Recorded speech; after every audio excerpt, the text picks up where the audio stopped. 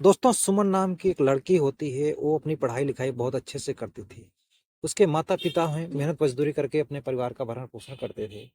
एक दिन उसके माता पिता खेत में काम करने के लिए गए होते हैं। इसी बीच उसका चाचा जो कि उसके बगल में ही रहता था वो आ जाता है और उसके साथ में वो गंदी हरकतें करता है और उसके साथ में वो गंदा काम करने लगता है। इधर जो मुसलमान का भाई होता है छोटा वो आ जाता है। अब उसका भाई अपने चाचा को उल्टी सीधी बातें बोलता है, भला बुरा कहने लगता है। उसके चाचा को इतना गुस्सा आती है कि वो अपनी बेल्ट से वो छोटे मासूम बच्चे को इतना पीटता है कि उसकी मौत हो जाती है। अब मौत हो जाती है तो घबरा जाता है और उसका चाचा वहां से भाग जाता है और सुमन जो है रोना धोना शुरू कर देती है। गांव वाले इकट्ठा हो जाते हैं। फिर उसके बाद में मौके पर पुलिस आती है और जब सारी घटना की जान जो है उसके माता पिता को बुलाया जाता है, सुमन के वो भी आते हैं। रिपोर्ट लिखाई जाती है। उसके बाद में उस आरोपी को गिरफ्तार करके थाने ले जाया जाता है। लेकिन दोस्तों ये सगे भाई ने अपने बड़े भाई के परिवार को किस तरह से बर्बाद कर दिया, उजाड़ दिया, आप हैरान रह जाएंगे। दोस्तों आज की जो सच्ची घटना है बिहार के सिवान जिले की है। सिवान जिले के अंतर्गत एक छोटा सा परिवार रहता है। वहां पर एक दो भाई होते हैं, रमेश। ये दोनों बड़े खुशी खुशी रहा करते हैं। जो बड़ा भाई होता है वो अपनी मेहनत मजदूरी से अपने परिवार का भरण पोषण कर रहा होता है। दोनों भाई अपने अलग अलग रहते थे। दोनों का खाना पीना अलग अलग होता है। दोनों का घर पास में ही था लेकिन दीवार एक ही थी, अलग अलग होते हैं।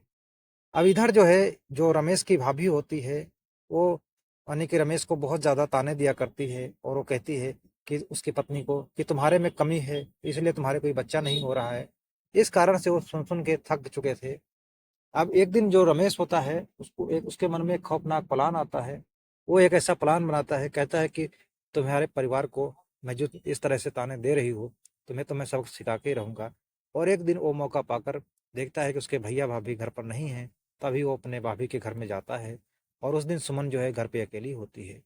जाकर उसके साथ में बैठ जाता है और उसके साथ में अश्लील हरकतें करना शुरू कर देता है। सुमन कहती है कि चाचा ये क्या कर रहे हो। तो जो रमेश होता है कहता है कि बेटा कुछ नहीं कर रहा हूँ, बस मैं तो तुम्हारे साथ मजाक कर रहा था। सुमन कोई विरोध नहीं करती है और तभी उसका भाई आ जाता है।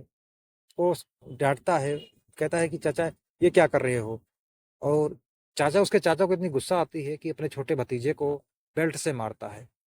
उसके बेल्ट के निशान पड़ जाते हैं। अब वो रोता चिल्लाता है लेकिन उसकी बहन जो है कोई विरोध नहीं कर पाती है, खास करके दोनों छोटे होते हैं। अब एक सिलसिला जब रमेश का दिल करता था तब अपनी भतीजे के पास में जाया करता था और उसके साथ में ये ऐसी हरकतें किया करता है।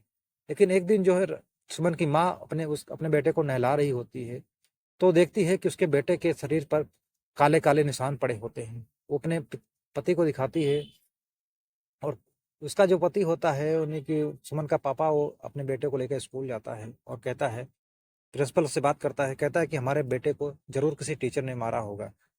प्रिंसिपल जो होते हैं सारे स्टाफ को बुलाते हैं और पूछते हैं लेकिन सब कोई मना कर देता है। किसी ने कोई बदतमीजी नहीं की होती है। अब वो इसकी शिकायत जो है पुलिस स्टेशन जाते हैं, वहां पर दर्ज कराते हैं। तभी 2 दिन का समय बीत जाता है लेकिन कोई पता नहीं लगता है कि आखिरकार उस बच्चे को किसने मारा। उसको इतना डरा दिया जाता है, उसको इतना धमका दिया जाता है कि वो कोई चीज बताने के काबिल रहता ही नहीं, कोई बोलता ही नहीं है। इस तरह से उसके अंदर डर बैठ जाती है। अब एक दिन जो है, अब सुमन के माता पिता हैं घर पे नहीं होते हैं, उन्हें खेती मजदूरी का काम किया करते हैं, चले गए होते हैं। अब इधर जो रमेश होता है अपने भाई के घर जाता है और सुमन के साथ में वो बैठ जाता है और उषा अपनी उस सस्ती पर तो गोली खाकर सुमन के साथ में गंदा काम करता है। सुमन चिल्लाती रहती है, चीखती रहती है, मना करती है लेकिन कुछ नहीं मानता है, वो एक नहीं सुनता है। और तभी जो है उसका भाई राजू आ जाता है। राजू आ जाता है तो उसका चाचा जो होता है कहता है कि भाग जाए यहाँ से।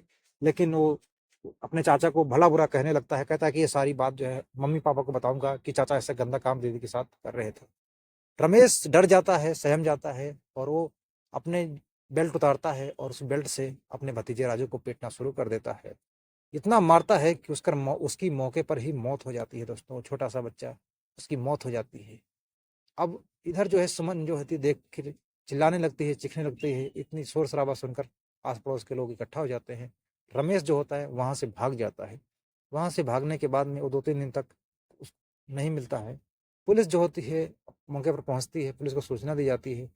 पुलिस यानी कि सुमन के पिताजी के कहने पर एफआईआर दर्ज हो जाती है और अब उसके भाई रमेश के खिलाफ चार्जशीट तैयार की जाती है, उसको थाने पेश किया जाता है। और उसके बाद में उसको अदालत में ले जाया जाता है।